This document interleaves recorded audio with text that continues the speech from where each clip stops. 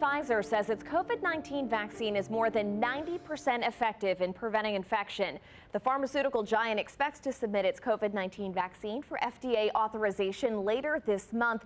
Dr. Reena Mehta from Uptown Allergy and Asthma joins us this morning with what you need to know about the vaccine. Good morning. Good morning, Meg. Thank you so much for having me. Thank you for your time. And we also just learned some exciting news this morning. In addition to the Pfizer vaccine, which we heard about earlier, I think it was last week, Moderna just announced that its vaccine is 94.5% effective.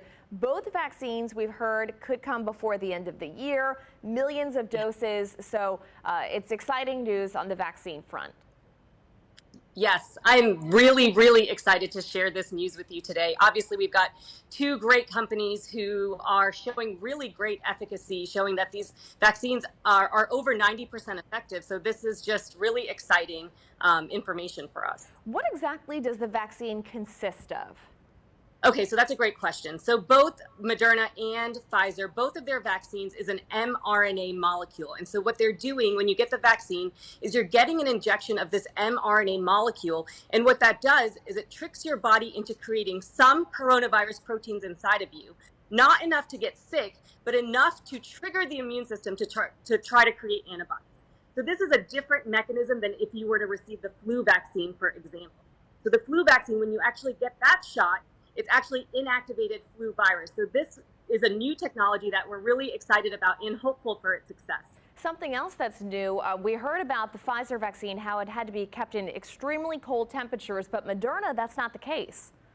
Yeah, so we learned just this morning, actually, that Moderna is saying that it can be held at -4 degrees Celsius, which could be your regular refrigerator temperature, whereas Pfizer is saying that it needs to be stored at -80 degrees Celsius, which can be a little bit challenging when you're thinking about storage and distribution of the vaccine. Absolutely. Now, something that's interesting, these studies did not test the vaccines on children, right?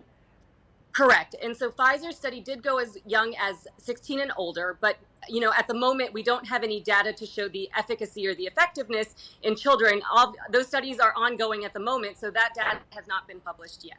Also, it's unclear how our older population could also be affected by the vaccines.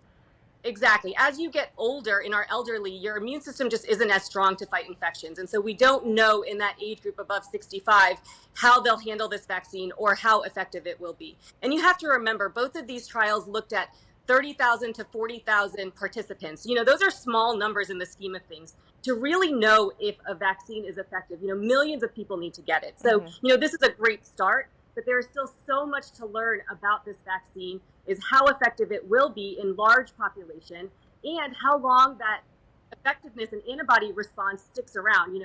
Will you still in a year still be protected against this virus? We just don't know that information yet. And what we will do if the virus mutates, we also don't. But this is a great start and it's very exciting. Absolutely. All right, Dr. Reena Mehta, thank you for your time. We appreciate it. Thank you so much for having me.